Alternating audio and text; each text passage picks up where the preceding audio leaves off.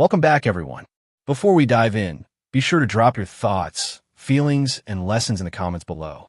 Like the video and subscribe so you never miss stories like this. Let's get into it. The cruelest part wasn't learning my girlfriend, Soraya Voss, had been lying. It was the way she treated my pain like an inconvenience I needed to fold up and hide. We were standing in my St. Louis apartment, the place I built one steady paycheck at a time, and I asked her, quietly, why her stories kept changing. She didn't flinch. No tears. No guilt. She looked at me like I was interrupting her day and said, "Get over it." Then she added, "You are too emotional, and it's embarrassing." My name is Kadeem Rowe. I'm 34, and I work logistics for a medical supply company. My job taught me that most disasters aren't sudden.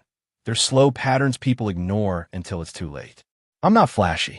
I don't raise my voice to win arguments. I believe stability was a form of love. Bills paid on time, meals planned, showing up even when I was tired. Soraya said she loved that about me when we met. Later, she treated that steadiness like a handle she could grip to steer my life. We met during an art walk near Grand Center in St. Louis. Soraya was the kind of woman who made strangers feel like friends in 10 minutes. She spoke with confidence, laughed easily, and asked questions like she was collecting details. I told her I grew up in Memphis and moved for work. She told me she had big plans and needed someone who believed in her. The first few months felt bright. Late dinners, weekend drives, silly inside jokes. She'd rest her head on my shoulder and say, "You feel safe." I thought that meant I mattered. The first warning sign arrived dressed as humor. Soraya borrowed my car for a quick errand and came back hours late, smelling like a cologne I didn't wear. When I asked where she'd been, she laughed like I was doing a comedy routine. "You are imagining things," she said. Then she flipped the script fast. Why was I interrogating her? Why didn't I trust her? Why was I making problems? I apologized for asking. That apology taught her something dangerous. I'd swallow discomfort if it kept the peace. She treated that like permission. Her friends became a constant presence. Lashana Dyer was bold and sharp, the type who could compliment you while cutting you down in the same sentence. Brenner Kitt was quieter, always watching, always measuring. They started dropping by my place without notice, calling it Soraya's spot, laughing when I corrected them. They ate my groceries, used my streaming accounts, and joked that I was old-fashioned because I liked planning. Soraya never corrected them. She smiled like it amused her that they pushed me. My apartment slowly stopped feeling like a home and started feeling like a space I funded for other people's comfort. Soraya moved her things in without calling it moving in. Bags that never left, shoes in the entryway, toiletries in my bathroom. She didn't contribute consistently, but she always had money for brunch and beauty appointments. If I asked about splitting bills, she called me petty. If I asked for quiet, she said I was controlling. If I asked for respect, she said I was sensitive. "Get over it" became her favorite phrase because it ended conversations without solving anything. The emotional part was what wore me down. Soraya had a talent for making me feel guilty for having basic expectations. She'd do something hurtful, then act offended I noticed. She'd tell me I was too intense when I asked for honesty. She'd say I was insecure when I asked who was texting her late at night. I started choosing my words carefully, as if I lived around fragile glass. I became quieter, not because I had nothing to say, but because every sentence felt like stepping into a trap she'd built and called love. Then my mother's health started slipping in Memphis. Doctor visits turned into tests turned into procedures, and my Aunt Yelena's calls grew more urgent. My mother, Wynette, was the strongest person I knew, but strength doesn't stop illness. I began driving down on weekends, sitting in waiting rooms, organizing paperwork, making sure she had groceries and her prescriptions. Soraya performed support when it was visible, one prayers up post, one public handhold. At home, she got colder, like my family emergency was a scheduled inconvenience she wanted me to handle quietly. Work got heavier too. When hospital orders are late, people don't care why. They care that it's fixed. I traveled more, Kansas City, Indianapolis, Louisville, sleeping in hotels, eating quick meals, staying calm while everything pulled at me. Soraya texted pictures of rooftop views and new shoes and smiling friends. She always wrote, "Miss you." But when I called, she sounded distracted. If I asked who she was with, she sighed like I was exhausted. "Friends," she'd say, like curiosity was a flaw and trust meant silence. The first clear crack came from my bank. One night outside Kansas City, I got an alert. A new device logged into my account. The location tag said St. Louis. My stomach dropped. I called Soraya immediately. She answered chewing, like I was interrupting her dinner. When I told her about the alert, she laughed softly. "Get over it," she said, then admitted she logged in because I forget things and she was helping. When I asked why she didn't tell me, her voice hardened. Why was I tracking her? Why didn't I trust her?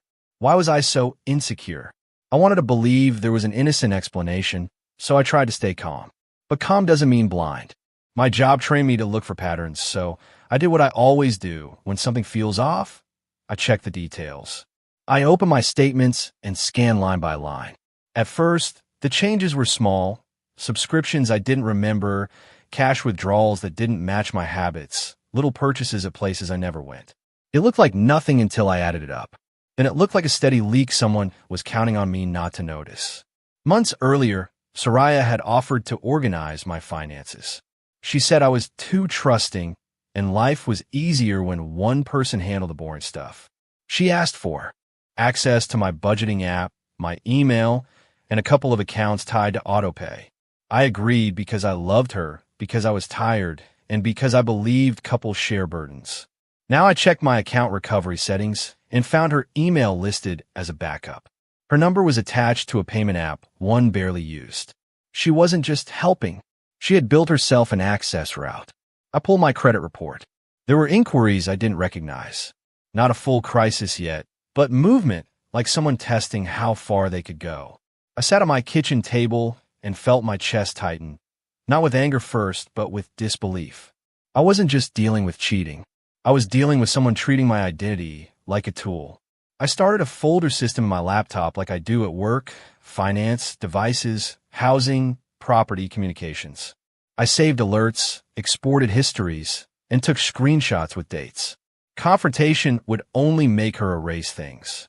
A storage unit receipt showed up in the trash. Just a small slip with a facility name across town and a unit number. I asked Soraya casually what it was. She didn't hesitate. "Inventory," she said. "For business idea." She had never mentioned a business. The receipt listed my card's last 4 digits. My card. I kept my face neutral, then stepped into the bathroom and stared at myself in the mirror until my breathing steadied. In that reflection, I saw a man trying to stay calm while someone quietly dismantled his life. Lashana confirmed more than she meant to. She came over while Soraya was in the shower and started talking about Chicago like it was already decided. "Soraya is going to be so happy there," she said, scrolling her phone. "Fresh start. Better vibe." I asked why Chicago. Lashana smiled without warmth. "More options," she said, then glanced at me like I was slow. "Men who actually match her." The words landed heavy. She said it like my relationship was a joke they told at brunch. Then she looked around my apartment like she was mentally packing it. That night, I checked her shared cloud folder. Most of it was harmless: recipes, furniture screenshots, ticket confirmations. Then I found an attachment Soraya forgot to delete. A lease application for an apartment in Chicago. 2 bedrooms. A rent amount Soraya couldn't cover alone. The co-applicant name was Ronald Baines. I recognized it instantly. Soraya called him a friend from college, the kind of friend she defended too quickly. Seeing his name on that paper felt like a punch that didn't bruise skin, but bruised something deeper. My hands went cold on the keyboard. I remembered every time she made me feel foolish for asking about him. I remembered her calling me controlling when I asked why she texted him after midnight. She never denied the closeness. She justified it. "He understands me," she said once, like that explained betrayal. "You take everything personally." I try to be patient. I try to be steady. Meanwhile, she was building a future with someone else, funded by my work, protected by my silence, and defended by my habit of apologizing for being hurt. That realization hurt more than the idea of cheating. It made me feel used. I didn't sleep that night. I lay there listening to Soraya breathe, thinking about my mother in Memphis and the life I was trying to keep together. In the morning, Soraya kissed my cheek and asked what I wanted for dinner like everything was normal. The casualness was almost cruel. I wanted to throw the lease in her face. I wanted to demand answers. But my job taught me that when a system is compromised, you isolate the breach first. So I stayed quiet and planned. Not revenge. Protection. The kind of planning that doesn't require yelling. I opened a new bank account at a different institution. I rerouted my direct deposit. I changed every password from a device Soraya never touched. Banking, email, payment apps, cloud storage. I enabled two-factor authentication and removed her recovery contacts. I froze my credit with every bureau and turned on alerts for inquiries. When Soraya asked why a streaming service stopped working, I shrugged and suggested she log in again. She tried and failed, then stared at me like I broke a rule she thought she wrote. I saw annoyance flash in her eyes. No worry, no guilt, only frustration. Then I handled housing. My lease was in my name. Soraya had been pushing to get added officially, and I always delayed. Now I understood that instinct was a warning. I went to the leasing office, renewed early, requested new locks, and updated gate codes. The manager, Ms. Telfair, processed the changes without asking for gossip. When I returned upstairs, Soraya tested the door and frowned. "Did you change something?" she asked. I told her the building had upgraded security. She rolled her eyes, annoyed she couldn't move as freely in a space she didn't respect. The worst part was the weekends in Memphis. I'd sit beside my mother while she dozed, listening to machines and hallway footsteps. My Aunt Yelena would whisper about lab results and medication schedules. I couldn't bring Soraya's betrayal into that room. My mother had enough to carry. So I smiled, held hands, and told my mother I was doing fine. Then I'd drive back to St. Louis with my throat tight and my eyes burning, feeling like I was living two lives. One where I was strong for my family, and one where I was silently being dismantled. Soraya escalated when she sensed the ground shifting. She started asking questions about my schedule in a new tone, like she was mapping my movements. She asked when my next Memphis trip was. She asked if my work travel was changing. She was collecting details again, but not for closeness, for timing. Lashana and Brenner stopped by more often. They'd look around my apartment like inspectors, their eyes lingering on electronics and boxes I kept for storage. It hit me then, they weren't just rude. They were part of the plan. Soraya didn't want peace. She wanted an exit that benefited her. The final move came on a Wednesday I will never forget. I walked into my building and smelled cardboard and packing tape in the hallway. It's a specific smell, moving, leaving, taking. When I reached my door, it was unlocked. I didn't rush in. I stood still and listened. Then I stepped inside. My living room was half empty. My TV was gone. My console was gone. My work laptop was gone. Even my suitcase, the one I used for Memphis, was missing. The wall looked naked where my screen used to be, like a tooth knocked out clean. Soraya stood in the doorway with her coat on, phone in hand, expression calm, like she was finishing an errand. Behind her, near the elevator, Ronald held one of my bags like it belonged to him. He looked at me with a smirk that tried to be intimidating. Soraya spoke first. "I'm leaving," she said. "Do not make it weird." I asked where my things were going. She rolled her eyes. "You'll be fine," she said. "You always land on your feet." I asked why she was taking my property. She tilted her head and smiled like my question was childish. "Get over it," she said again. Something in me went cold and clear. I didn't argue. I didn't plead. I didn't raise my voice. I just said I already did. Soraya blinked, confused for a second. "What does that even mean?" she snapped. I pulled out my phone and opened the evidence folder I'd built. I showed the bank alert. New device login, time-stamped, location tagged. I showed the storage unit receipt paid with my card. I showed the Chicago lease application with Ronald's name. Soraya's face stayed hard, but her eyes flickered once, just enough to reveal she understood she'd been seen. Then she scoffed like the truth was an insult. "You will not do anything," Soraya said. "You never do anything." It wasn't just a jab. It was a prediction based on how she'd trained me to respond. She thought my calm meant I'd always protect her from consequences. Ronald shifted, trying to look bigger than the situation. Lashana's voice echoed in my head. Options, Chicago. Men who match her. I realized Soraya didn't think she was stealing. She thought she was collecting what she deserved.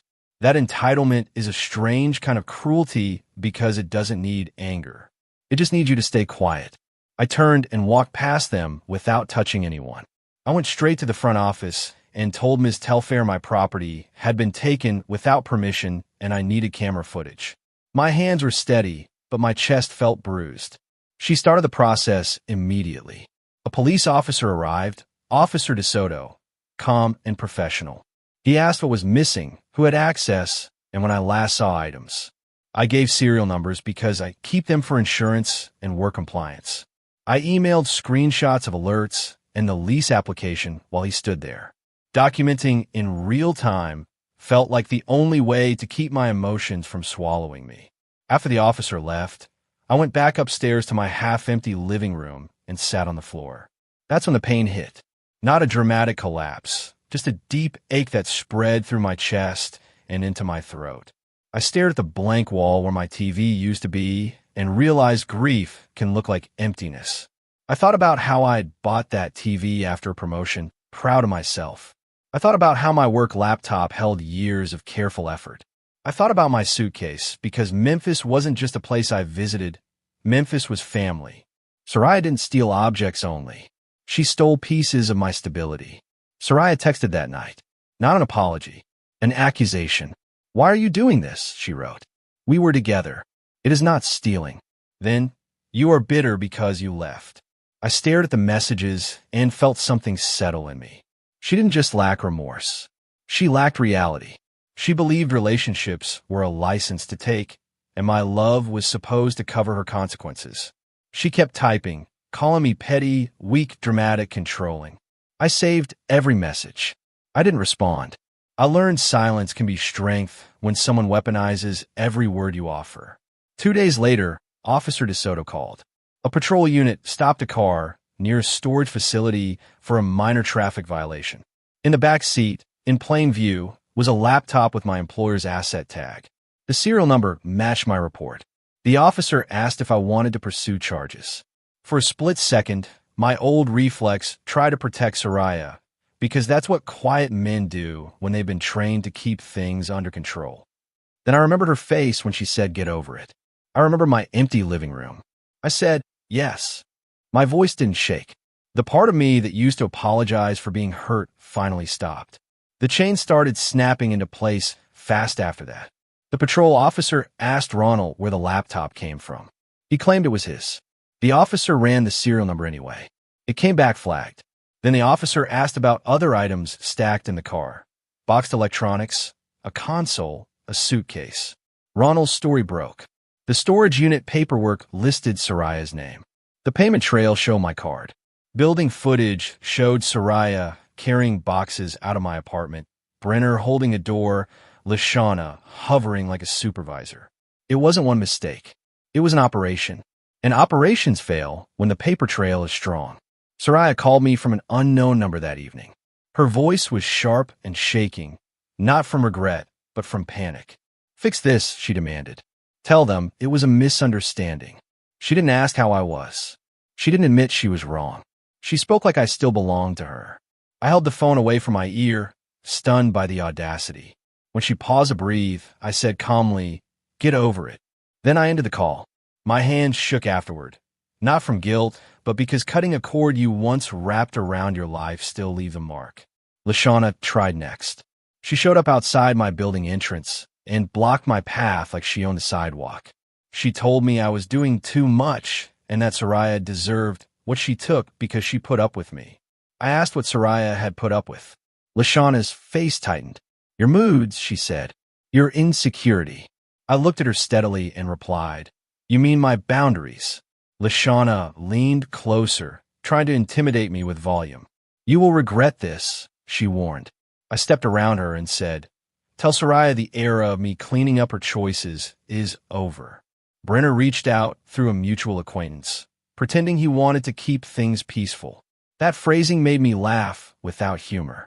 Peace had never been their goal. Control had been. Brenner claimed he didn't know Soraya was stealing. I asked why he had the gate code and why he carried boxes on camera. He said Soraya told him. I agreed. I told him that was a lie. He went quiet, then tried a softer angle, saying Soraya was stressed and needed help. I realized even then he was protecting her image, not my reality. I ended the conversation. I was done negotiating my own truth. The Chicago lease unraveled quietly. A rental agent called because my address history was listed and my credit had been pinged before I froze it. The agent asked if I was aware of the application. I told the truth. I did not authorize it, and I had an active police report involving theft and identity misuse. The agent went silent, then thanked me and said they would note the file. Soraya never mentioned that call. She kept acting like Chicago was waiting. But dreams built on theft collapse when the foundation gets inspected. That was karma in a realistic form. Doors closing because the paperwork refused to lie. My employer got involved because of the laptop. The device contained routing information and hospital delivery records. Nothing glamorous, but enough to matter. They didn't blame me for being stolen from. They tightened access, issued a replacement, and reminded me to document everything. My supervisor, Mr. Halvers, asked if I needed time off.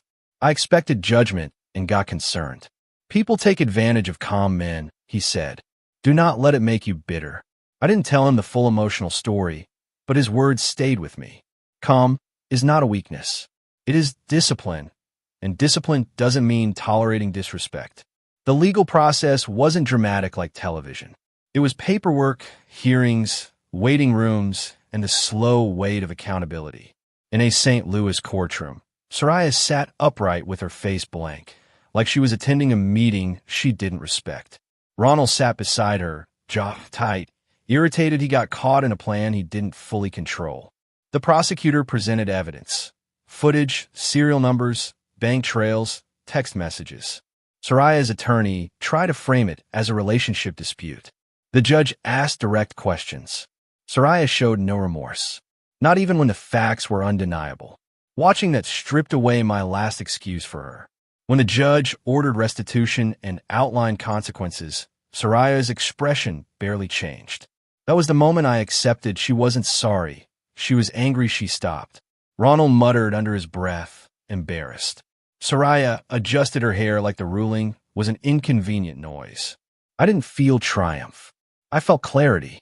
The court didn't give me revenge. It gave me a clean line between what happened and what she tried to call it. Truth, backed by documents, is a kind of closure you can build on. I walked out of that courthouse feeling bruised, but no longer confused. I got most of my property back, but not all of it. Some items were damaged. Some were missing entirely. The TV screen had a crack. My suitcase was scraped and stained. Small things that mattered, tools, an old watch from my father, never returned. That loss hit differently because it proved Soraya handled my history with carelessness. I replaced what I could slowly. I filed insurance claims. I updated my inventory lists. I learned that when someone stops seeing you as a person, they stop caring what they destroy on their way out. That realization hurt, but it also freed me from wanting her to understand. She never planned to. Through all of it, my mother kept fighting her own battle in Memphis. Some weekends she was stronger, sitting up and laughing softly.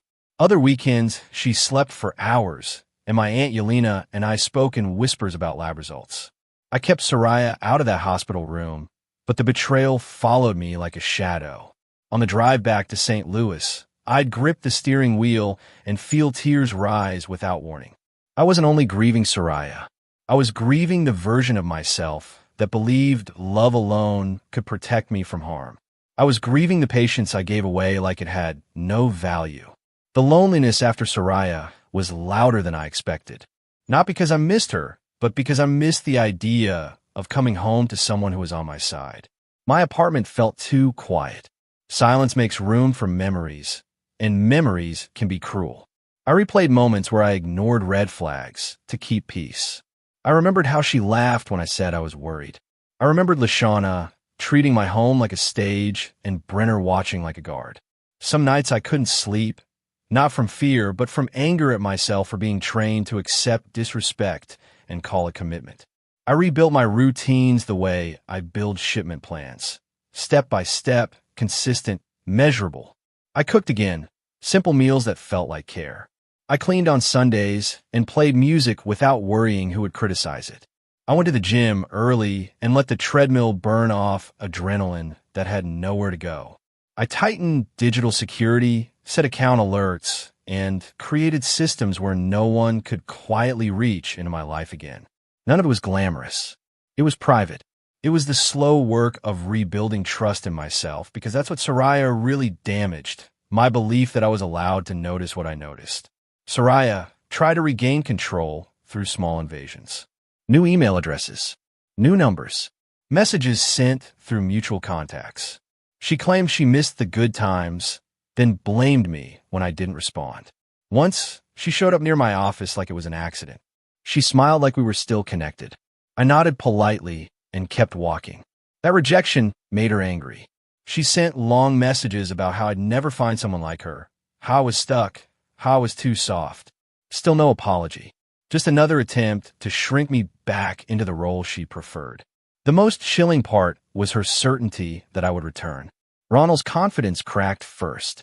He began posting vague complaints online about people setting men up, trying to rewrite his role. Soraya didn't defend him. She never defended anyone but herself.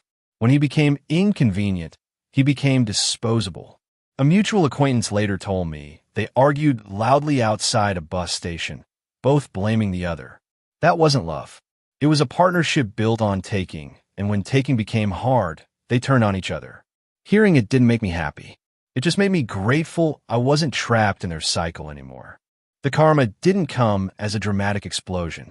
It came as a chain reaction, quiet, realistic, and sudden once it started.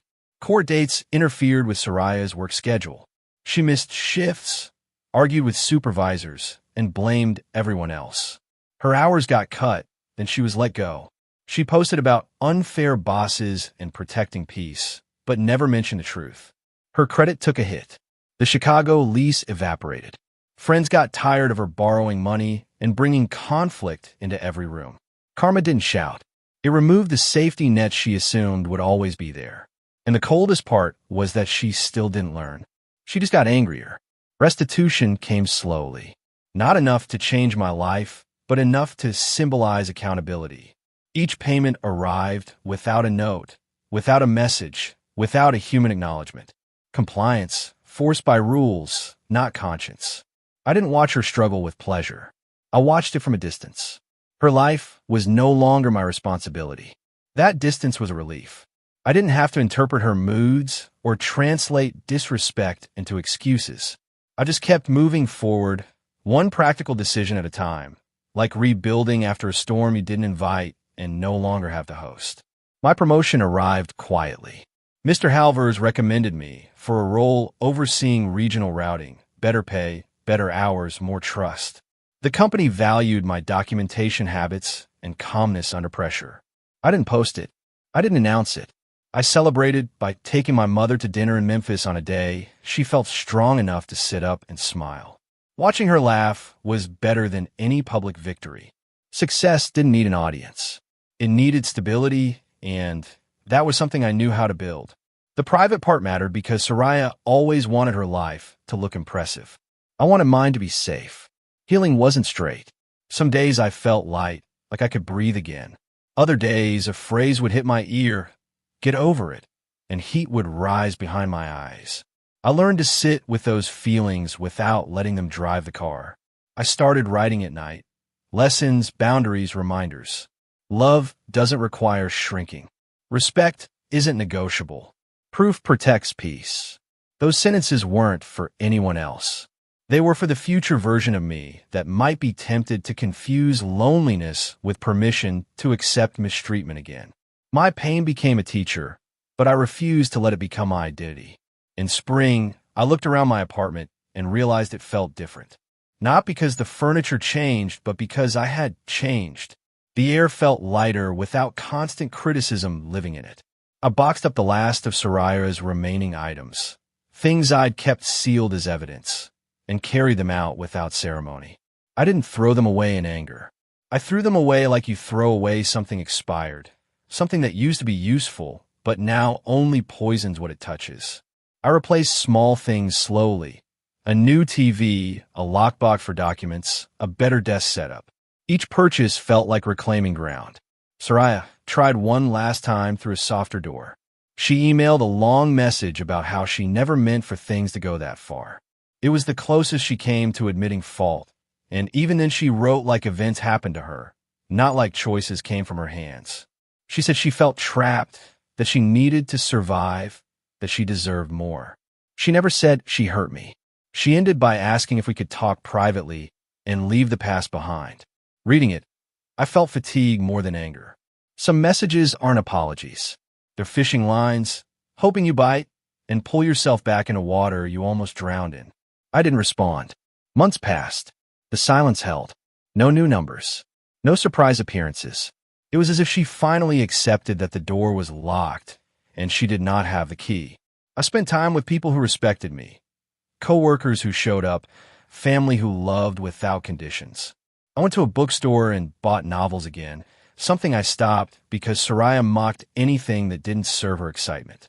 I started learning what peace sounds like when nobody is trying to drown it out. It sounded like quiet mornings, balanced budgets, and the steady comfort of not being braced for the next insult. I ran into Lashana at a grocery store. She looked tired, the kind of tired that comes from living in conflict. She stared at me like she expected me to look broken. When she realized I looked calm, her face turned irritated. "You really did all that," she said, half accusing, half amazed. I nodded. "I did what I had to," I replied. She muttered that Soraya said I ruined her life. I looked at Lashana steadily and said, "Soraya ruined Soraya?"